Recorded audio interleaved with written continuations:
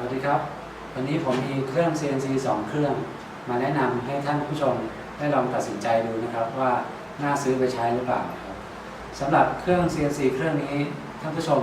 ถ้าติดตามดูวิดีโอเก่าๆของผมก็จะเห็นว่าเครื่องนี้ได้มีผลงานนะครับทำที่รองแก้วทำนาฬิกาแล้วก็ทำตู้ลำโพงตู้เล็กอีกตู้หนึ่งนะครับสำหรับเครื่องนี้ผมแจ้งราคาอีกครั้งหนึ่งแล้วกันนะครับเครื่องนี้ผมขายอยู่ 30,000 บาทนะครับเครื่องนี้เนี่ยจะออกแบบมาให้ใช้ทริมเมอร์ลักษณะนี้นะครับในการทำงานนะครับแต่ถ้าในกรณีที่ท่านผู้ชมมีทริมเมอร์แบบนี้อยู่แล้วไม่ว่าจะยี่ห้ออะไรก็ตามนะครับผมเข้าใจว่าวงกลมตรงนี้มาตรฐานนะครับใส่ด้วยกันได้หมดไม่ว่าจะเป็น Martech Makita หรือยี่ห้อนี้นะครับก็จะสามารถใส่ตรงนี้ได้นะครับในกรณีที่ท่านไม่เอานี้นะครับก็จะเหลืออยู่ที่ 28,000 บาทครับสำหรับเครื่องนี้ผมให้ดูผลงานกันไปแล้วนะครับ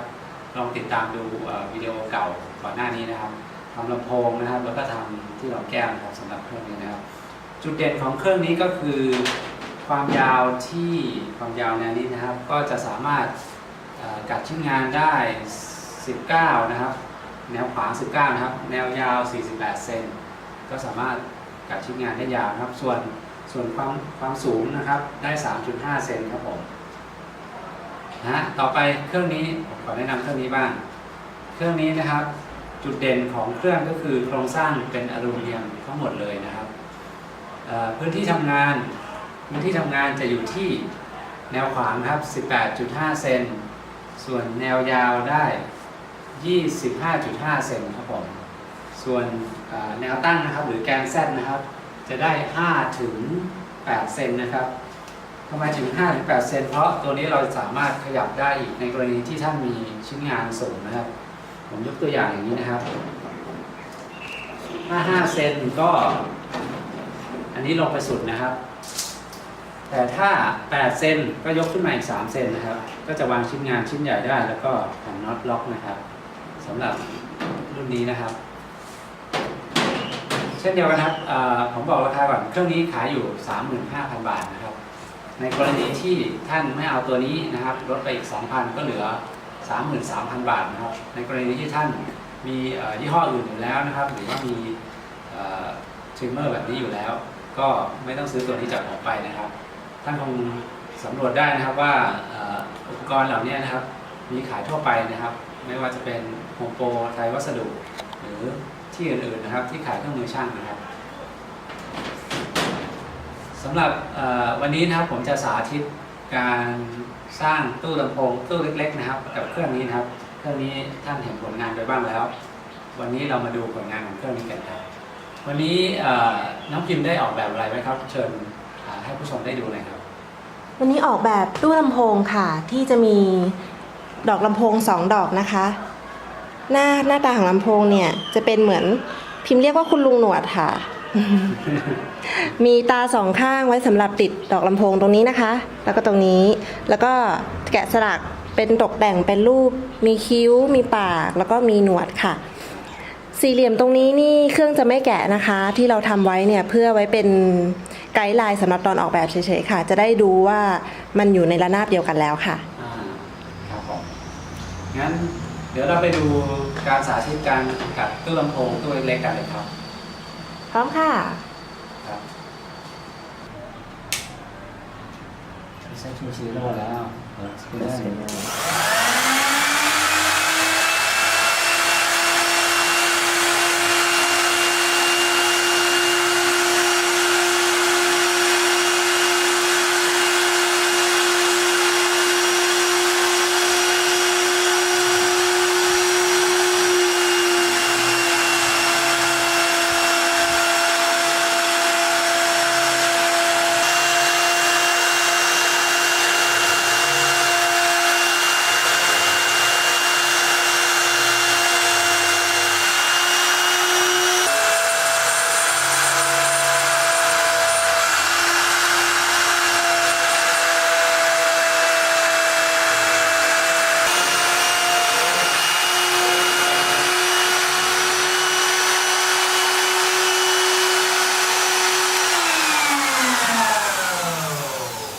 เสร็จแล้วนะครับ เดี๋ยวจะลองแกะให้ดูนะครับ ทำไมถึงต้องติดกาวไว้อย่างนั้นคะพี่นาน สาเหตุที่ติดไว้เพราะว่าครั้งนี้เราจะไม่ทำแท็กนะครับ ถ้าไม่ติดกาวไว้เนี่ยวงกลมนี้อาจจะกระเด็นหลุดออกมานะครับ ก็มันก็จะไม่ดีนะครับ บางทีก็พอกระเด็นปุ๊บเนี่ยดอกเราเตอร์ก็จะตีไปตีมา ก็จะทำให้ดอกสึกได้หรือไม่ก็กระเด็นหลุดไปไกลได้นะครับ อีกวิธีหนึ่งท่านผู้ชมก็คงได้เห็นกันแล้วในวิดีโอเก่าๆนะครับ ที่มีการทำแท็กนะฮะวิดีโอนี้ผมไม่ได้ทำแท็กนะครับ เพราะว่าผมไม่ต้องการใช้กระดาษทรายหรือว่าใช้เลื่อยตัดนะครับ ผมก็เลยติดกาวไว้ครับ ต่อไปผมก็จะเอาลำโพงใส่ช่องนี้นะครับ2ช่องผมก็จะมีอุปกรณ์ครบนะครับ มีน็อตนะฮะมีกาวสำหรับติดอะคริลิกนะครับ ก็มีครีมนะครับ มีไฟ LED นะฮะสำหรับติดด้านบนนะครับ เพื่อส่องแสงลงมาตรงที่กัดไว้นะครับนี่เป็นไฟ LED นะฮะก็มีอะแดปเตอร์12 โวลต์นะครับ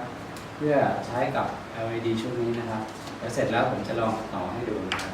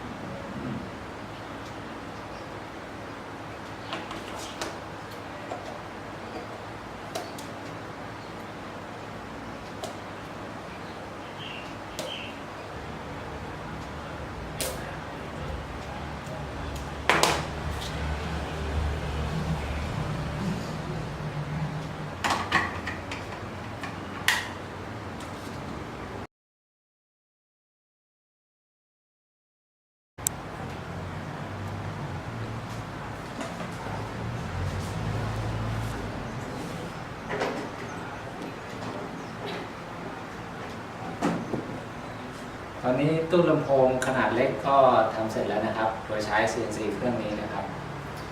CNC ที่เห็นนี้นะครับสามารถกัดไม้กัดอะคริลิกได้นะครับ จะกัดอลูมิเนียมก็ได้นะครับ แต่ต้องตั้งความเร็วต่ำนะครับ บอกราคากันอีกทีนะครับ เครื่องนี้ 30,000 บาทนะครับ และเครื่องนี้ 35,000 ครับ แต่ในกรณีที่ท่านผู้ชมไม่เอาตัวนี้นะครับหากท่านผู้ชมมีตัวนี้อยู่แล้วนะครับไม่ว่าจะเป็นยี่ห้ออะไรก็ตามนะครับ ผมเข้าใจว่าใส่ได้นะครับไม่ว่าจะเป็นมาร์คเทคหรือมาคิต้านะครับน่าจะไซส์มาตรฐานใส่ได้ ถ้าในกรณีที่ท่านผู้ชมไม่เอาตัวนี้ก็ลดไปอีก 2,000 บาทครับตัวนี้ก็จะเหลือ 28,000 ส่วนตัวนี้ก็จะเหลือ 33,000 บาทครับในกรณีที่ท่านผู้ชมสนใจเครื่องนะครับและต้องการมาดูเครื่องนะครับมาดูก่อนได้นะครับไม่ซื้อไม่ว่ากันครับท่านสามารถมาดูได้ที่บ้านผมครับตอนนี้ผมอยู่ที่ตำบลลำโพงครับอำเภอบางบัวทองจังหวัดนนทบุรีใกล้กับโรงเรียนสารศาสตร์บางบัวทองครับแต่ถ้าจะมาต้องนัดก่อนนะครับต้องแอดไลน์นะครับเดี๋ยวผมจะให้ ID ไลน์ไว้ข้างล่างนะครับแอดไลน์นัดก่อนครับเพราะบางวันไม่อยู่บ้านครับส่วนกรณีที่ท่านซื้อไปนะครับแล้วอาจจะติดขัดตรงไหนหรือว่ามีอุปกรณ์ชิ้นไหนนะฮะสึกหรอหรือชำรุดก็ผมซ่อมให้ได้ครับมีบริการหลังการขายครับผมอุปกรณ์ CNC เหล่านี้นะครับที่ผมเลือกมาทำเครื่อง CNC จะมีความแม่นยำแล้วก็มีความคงทนนะครับด้านในนะครับที่ท่านเห็นนี่นะครับเป็นตัวบอลสกรูนะครับบอลสกรูก็จะมีขึ้นชื่อเรื่องความแม่นยำแล้วก็ความคงทนนะครับทุกแกนนะครับทั้งแกน Y แกน X แกน Z นะครับเครื่องนี้ก็เช่นเดียวกันนะครับบอลสกรูทั้งหมดนะครับทั้ง Y X และ Z นะครับเพราะฉะนั้นการใช้งานก็ทนทานครับวิธีการดูแลรักษาก็ฉีดสเปรย์นะฮะ WD-40 หรือว่า Sonic ก็ได้นะครับเข้าไปในบอลสกรูนะครับเพื่อให้มีการหล่อลื่นนะครับ สำหรับวิดีโอนี้ก็ขอจบเพียงเท่านี้ครับแต่ก่อนจบวิดีโอเดี๋ยวผมเปิดลำโพงเปิดเพลงให้ฟังสักเพลงหนึ่งก่อนนะครับ